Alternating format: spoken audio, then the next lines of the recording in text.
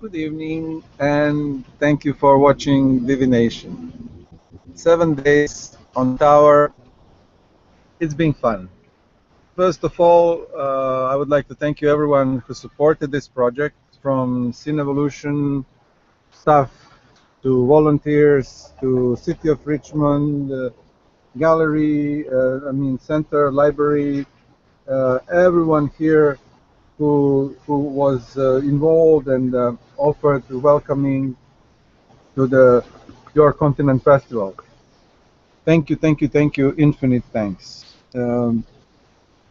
After that, I'll say a few words about the project, say something what I think briefly, and you don't have to listen to this, probably be boringly long, like 10 minutes or whatever, maybe even longer, I don't know. But I'll continue blogging and keeping the blog alive, the kind of uh, in order to see and show and share with the world, with my friends and people who are interested in my work, to share all that happened around this project before and after. So keep in touch and see you. If not this way, we can, as I mentioned, go for a coffee, sit down and talk in private. So that's what I do with my friends, my students, my colleagues, and that's the best way to. But now I have a privilege to say that I spent 7 days on the tower, and my working hours were kind of from, let's say, 10 in the morning roughly till 9 in the evening, which puts about like a 10 hours a day of straight creativity, and times 7 if you want statistic. If you like statistics, you'll like everything, and if you believe numbers, you'll believe in everything. But it puts us in strictly like kind of about 70 hours of permanent creativity in 7 days, which is kind of 2 full-time works, right? Something like that. And it's being like a marathon. It's being the fast pace and up and down, all happened that was supposed to happen. Yeah, like doggies. What happened here is like I think an increasing sensibility to environment, because when you are in the open, you hear sirens, the dog barking, the fountain, hear the wind, constantly something happens. And of course, as a human being, your senses get, kind of irritated. What's the word? Something like inducted. And you subconsciously process all the stuff that goes into your hand, and then goes into the line, and it goes into the mark on paper, and gets into your mind, into your eyes, and you process this back. So it's loops and loops and loops that constantly kind of feed the channels of creativity. And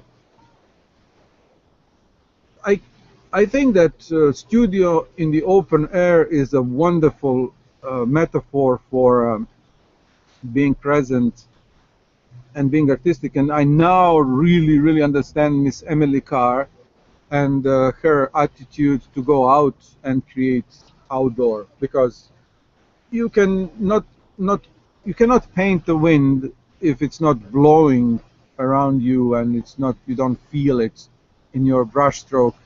Has to become windy. And that's what we know in Van Gogh, a work of art. When the storm was coming, Emily Carr and plein air painters use this idea of embedding environments into the artwork. But most of us in these times, we still like kept indoor in our boxes. We call them studios or whatever, and we are kind of amputated from the real, some kind of influence of the experience. So in that case, we access only our mind, and which is sometimes really enough, let's say. But this project is outside, and it's highly influenced by anything that happened here, from human contact, internet, and all other uh, contacts and interruptions, whatever I had all this time in the 7 days. So I didn't have a moment that was quiet or kind of just simply relaxing. No, this was on contrary. This was a high-paced marathon of creativity where everything happened at the same time, from phone calls, text messages, Facebook, Twitter, all this kind of feeds flashing around, the live feed here, live feed there. Amazing how many things you can handle still and remain, creative. Multitasking is proven to hurt the brain, and probably my work has been affected by multitasking. I would create much more calmer and different works when I digest them properly, give them consideration, and so on, so on. So, but this project was not about making anything. This project was about making. It was about making the process and exposing this process with all its elements of vulnerabilities, distortions, distractions, ups and downs. So I'm so glad that you could see now in a blog, on a Tumblr, and you can see in these Google Hangouts on YouTube, you can see the waves of really, really bad moods and moments affected by flood, weather, some weird, anything, and the brilliant moments of some kind of fantastic synchronicity where I succeeded to leap into the zone that excites me myself. I get this totally puzzled. Wow, where this comes from. So the mix of everything is what makes divination possible. It is not a directed project. It is not a product, and it's not a project that's being kind of curated and predicted and posted on in front of you as a package. This is everything but the package, everything but the product. So a couple of things happened here from wonderful human dimensions that I met some people that are so dear and so human that really bring you back the trust, what we call, into humanity, even though a long time ago I stopped having the illusion in this word, simply because the word doesn't mean anything anymore, because simply these terms are so distorted and became cliche that if some kind of corporation or some kind of salesperson is using word humanity, or anyone who is working in those kinds of industries, if they use word humanity, the word is out and it's just like worthless. So I don't believe in the term, but I believe in individuals, not in humanity. So these beautiful individuals showed me that it's worth creating, and it's worth doing this that I did these days. Even if there are very few of them, it's being a great pleasure to an inspiration to kind of respond to the beauty of encounter. And probably, why do we create, right? I'm not going to go there in that conversation here because I cannot answer that, but I can say something about you know, really what happened at the tower. So if you think about starting a project without knowing what's going to happen, and that project has to last 7 days, it's pretty scary. So I exposed my fear, I exposed my uncertainty, I exposed my doubts, all the negativities that I could put out. They were kind of here on a plate, and they were publicly kind of present. Um, if that is a good thing or a bad thing, I'm not sure. Is this good thing that I'm talking like publicly what I think? Who knows? You know, everybody can think different. I never did this before, and probably I will never do it again, or I'm not sure. It really looks weird talking to myself in this screen and trying to imagine like somebody's going to listen to this. I mean, really, I'm not that kind of person, first of all.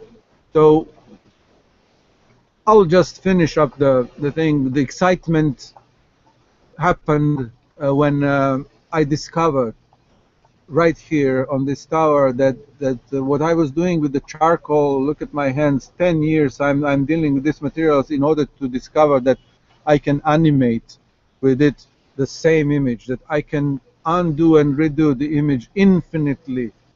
It makes me think that only one image exists.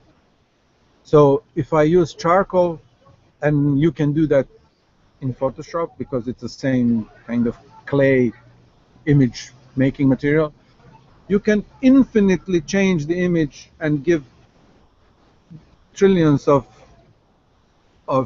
different meanings and expressivities just by constantly undoing what you are doing. So that's quite an exciting moment that happened magically during the process, and that it could happen only during the process, because when you think about finished product, that could never happen. Because when you start with something, in order to finish it, you cannot afford, you know, undoing, and not so many times. So that was brilliant. What else? Maybe a switching of my persona every day, starting with technological and real normal, uh, intellectual anarchist, you know, then psychologistic, tribalistic saint. I discovered that I am always the same, even though my masks could be put on depending. So that's what we do, that's what we live every day, and every conversation is completely different, and I'll not say these things if you being sitting in front of me. Probably because I see only myself here, I can talk like this. And that's another aspect of this project. The shifting of persona is shifting of my communications with the world. It's not shifting me, but it's kind of editing, censoring, and leaving something out and introducing something in, so that that fits the moment, the personality, which is again the carnival. And no, not to bug you anymore. I'm gonna finish up this thing, and maybe, you know, I'm gonna write some little things about it when I get back to things, because I remember moments of flood here, of power going out, the camera wasn't working, you know, distracted by this, distracted by that. Somebody's down there, somebody is ringing here, somebody is coming up. Very beautiful, but all distraction on top of distraction. It makes this project a very kind of tense and hard to to create the way I'm used to create, because I'm a loner. I live in a studio, coffee shop, and I'm looking to be lonely for a couple hours, otherwise I cannot function. So this place is like, oh my God, my kind of a little bit of nightmare, because everyone can, you know, here interrupt me whenever they want. So it was like a little bit of a horror effect, but uh, I'm learning something from it. What am I learning here? Maybe to worship my loneliness even more than before, and maybe my loneliness needs a little bit of contact. I don't know. I let that, you know, settle down, and I'm gonna see what would be the last conclusion. There is no conclusion, because this is only about process, and there is no product here. You will not find anything here. The drawings are given away to beautiful people that supported this project, the Cinevolution media staff and volunteers and helpers, and they deserve everything, because they are wonderful, wonderful people. And if you don't know them, if you don't know them, try to find the way to know them, because you know what, these people are absolutely fantastic. They fill me up with the joy of working, and I don't have enough words to say how beautiful they are and how important they became into my life. And these guys know how to support art. They know how to support you from every level of humanity. You need water, they will bring it to you. You need whatever. So thank you guys. Thank you infinitely for the wonderful journey, and that will never stop. And I wish you all the best in the future, and find in the future somebody crazier than Vieco that will shake up the planet and make you famous, world famous, that you deserve a bigger and better places as you grow as a festival, as a community. Every year you are getting bigger, and so it's absolutely fantastic. So I'm looking forward to stay with you and to collaborate, to offer you my help and whatever you need in the future and to eternity, because now I'm becoming a very powerful, you know, influential person in the spiritual world, because after the 7 days of divination, I am officially a kind of self-proclaimed saint in training. You see, the images is getting darker and darker, and I'm gonna kind of almost vanish in a couple of minutes, seconds, or even faster, into the cyber world, where this data will be stored to eternity and beyond. If you believe it or not believe it, I am there. Have a great life, enjoy every bit, and keep in touch. All the best.